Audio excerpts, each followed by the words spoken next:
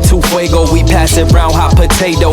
Everything is nuevo. I'm with my sweetie like Quavo. Need my cheese, need that queso. Need my bread, need that bankroll. Wake up, yes, Lord, I'm thankful. Another day on my schedule. Steady blocking the devil. I tell a hater, God bless you. Cherish moments that special. You gotta keep the memento. If you love me, then I love you, and I could never forget you. Some memories don't fade. Sometimes you miss the old days, but nothing changed unless you change. What's around you, how you think, how you live, how you speak, how you walk, how you blink, how you talk, how you teach, how you reach, let it sink. What's your purpose? What's your passion? Did it pain? What's your plan? Is it plain? On a plane, how'd you play? I'm just playing. What's your purpose? What's your passion? Did it pain? What's your plan? Is it play? On a plane, how'd you play? I'm just playing.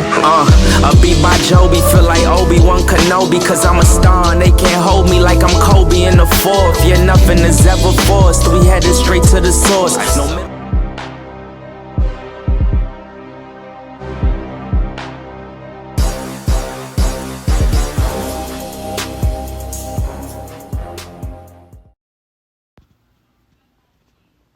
Leg day, here we go, everybody's favorite.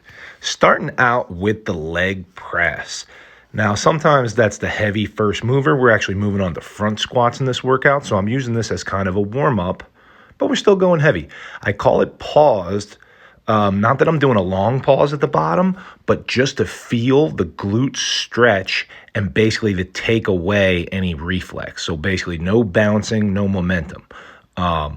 Just a 1 second pause at the bottom to come to a complete stop, then reversing direction. So this is a great hip warm-up for the squats we're about to do, because front squats are going to be a little bit more knee dominant, meaning using the quads more. So as you can see, I have my feet pretty wide on here and pausing at the bottom for a second to feel my hips, my glutes, and my hamstrings. On any leg press, the closer your feet are and the lower down on the platform they are, the more quads or front of the leg it's going to be. The wider and higher up on the platform the feet are, the more glutes, hamstrings, and back of the legs it's going to be. So keep that in mind anytime you're doing a leg press. But you see a lot of people put on fucking 1,000 plates on there and just bounce up and down. I mean, I got a good amount of weight on here now, but I'm already warmed up. Plus, I got my squat shoes and my knee sleeves on. But they load up 10 million plates and they just start bouncing up and down. And all you're doing is using momentum and a stretch shortening cycle of the hamstrings and everything just bouncing up and down. If we're trying to build muscle and build strength, we don't want to use momentum. So we get that little pause at the bottom and drive to the top. So here we go, front squats. I fucking love front squats. I used to front squat 365 for reps when I was actually training for strength. But now we're just getting back into it. This is one of my first squat sessions, front squats that is, after they open gyms back up. So just taking a plate for the warm-up. As you can see, I just bear hug it like powerlifting style, but if you have the mobility and flexibility, definitely do a proper front rack position with your front squats. Big breath in, try to keep everything braced. As you can see, I'm going knees forward. The hips don't move too much. The back doesn't move at all. Definitely want some good ankle mobility before you start these guys. I got my squat shoes, so I didn't have to do too much, but stretching the calves, mobilizing the tibialis anterior, which is on the front of your shin bone, and any other ankle mobility drills that you're aware of should be a good idea before we front squat. Elbows up always. I'm always thinking elbows up on the way up, no matter whether you're in this position or a proper front rack position.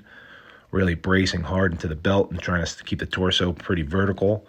And like I said, knees first to feel a nice stretch on the quads. So we just worked up to a heavy single this day. I'm just taking small jumps because, like I said, I don't know where my nervous system is at this point, especially for front squats. Like I said, I used to be good at them. They're not looking too bad today. What do we got here? 255. Boom. Hit a nice triple. I like it. And then what? We'll go 275 at least, if not 295. Nope, we'll go right to 295 so we can make it to 315 for the top single. Here we go. Big breath, brace, ribs down on the way up. Easy money. I like it. And here we go. This should be last set of 315 for one. I didn't even do any back downs here because, like I said, it was just enough to feel out where I am. And this top single just shows me where I can pull my math for percentages for doing repetitions going forward in the future, the next time I do front squats. So here we go. Let's see if we survive 315. It used to be easy sets of 5 for me, but we're back in business with a nice little easy single. Probably could add 2 to 3. So that to get back to my sets of 5, we'll have to put in some work. Here we go. So since we had the knees moving forward for the front squats to hit the quads, now we got the hips moving backwards to hit the hamstrings in Romanian deadlifts. All right. So a regular deadlift is from the floor. There's many different positions and hand grips. You see people doing straight leg deadlifts, which basically just mean that it's the bar starting on the ground and we're not really bending the knees. And each rep after that, it goes from a dead stop on the ground. Romanian deadlifts, that's going to work the lower back a little more. Still going to work hamstrings. Going to help your starting position in a deadlift. More of a strength movement, in my opinion. Not that it can't build muscle. Romanian deadlifts, once again, not that they can't build strength, but I would call them more of a muscle builder. Pulling from the rack and walking it out. So basically starting from the top instead of the bottom. Like I just described in a straight leg deadlift or a stiff leg deadlift. So we're starting from the top, we're bracing, sitting the butt back until we feel a nice stretch in the hamstrings, and then we're changing directions by pushing the heels into the floor to contract the hamstrings and push the hips forward and squeeze the butt to lock it out at the top. These work really well with a band connected to the hip behind the body to keep some extra tension on the lockout so there's no resting at the top. But basically, you're just trying to keep your back flat and your belly tight, sliding the bar down your legs as your butt goes back and getting a nice stretch on the hamstrings. So, a lying leg curl is going to squeeze the hamstrings and get them really short, and a Romanian deadlift is going to stretch the hamstrings and lengthen them. I like doing both. Just went up sets of 8 here. Once again, haven't done these in a long time, so just kept basically the same exact weights that we were doing for the front squats, but instead of 2s and 3s and a heavy 1, I just kept 8 reps across the board because you always want to do a little bit more for the posterior than the anterior. You got more muscles and bigger muscles in the back of the body, and that's a good way to keep it balanced. Everybody has their own imbalances to work on, but me, I have better quads than hamstrings, so I hit the hamstrings with a little bit more volume. Last set here, like I said, just stopping at 315 to keep everything the same, but just so I can keep my double overhand grip, I went with strappies here. So a little wrist strap action. Still going to breathe and brace, set the butt back. Do not think about bowing forward or lowering the bar on this one. That would be the biggest mistake because then you'll end up rounding your back. The intention is to push your butt back behind you as far as the butt can go.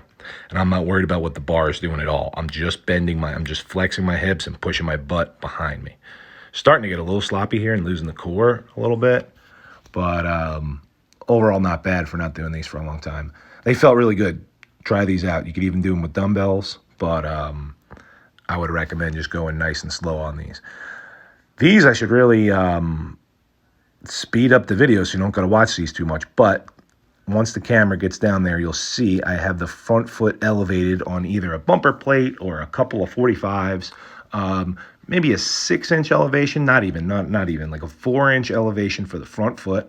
I'm breathing and bracing and reverse lunging, so lunging back into the glutes and the hamstrings. I'm keeping the front foot steady, and most important, I'm keeping hip, knee, and ankle in a straight line. A lot of times, you'll see the knee cave in on people, as mine's wiggling around a little bit, but not so bad.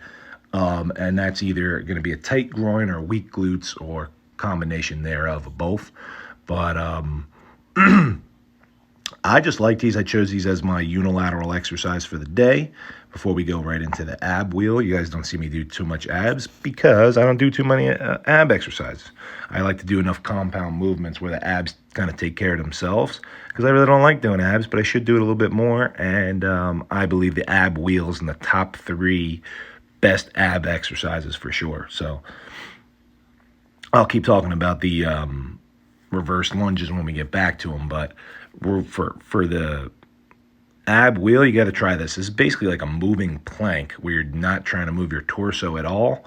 So I'm on my knees where I got my butt tucked under, my ribs tucked under, and I'm not trying to move my back at all. The fault on this would be extension of the spine. So this is an anti-extension exercise, meaning when you get all the way out, if your back bows and sags and sinks to the floor and you can feel your lower back, you're not bracing your core enough on these ones. So you're still breathing and trying to use the least amount of arms as possible in all midsection or core or abdominals. So we add a little weight. I decided to front load with a dumbbell on these guys. So as you can see, I'm not using that back leg at all. I'm pretending the back leg doesn't exist, and I'm just hanging out on that glute and hamstring of the front leg, breathing in each time, lunging back into the glute and the hamstring, keeping nice even foot pressure with that front foot, clawing in. So I have big toe, little toe, and heel, creating balance on a stable foot, breathing each time, trying to keep chest up, elbows up. The front loaded weight with the reverse lunge is keeping the core turned on for these bad boys as well. And I like them. Like I said, for a single leg, you can do a single leg leg press. You can do lunges. We did single leg deadlifts, all kind of shit. Today we chose a reverse lunge. I like the reverse lunge better than a step up, but a step up is different. We'll do step ups on another day. We are going to finish off right here. I did 3 sets here, but I'm only going to show 2. Like I said, with this ab wheel, I'm breathing each time. I'm squeezing my butt every single time. As you can see, I'm cruising off to the side on some of these. Sometimes I go like left, right, center, left, right, center. These will mess you up. These are fucking good. And I also, if you notice, I'm not going all the way back and resting at the top. I'm keeping the tension on my abs the whole time. So play with these for sure. This is like real, looks simple, but these will really fuck you up. And there's a nice pause for the last rep, and I survived. Oh boy. Nice. Well, I'll cut the video in the middle of this next set because you don't got to see all this action. But this is actually a good angle to see the lunges. So as you can see, with the front foot elevated, you get knee higher than hip in the front. So it's literally like a single leg squat, and I'm not using that back foot at all to push off. So we are really loading up the glutes and hamstrings here. If you're doing reverse lunges, it's so much more fun to elevate that front foot for sure.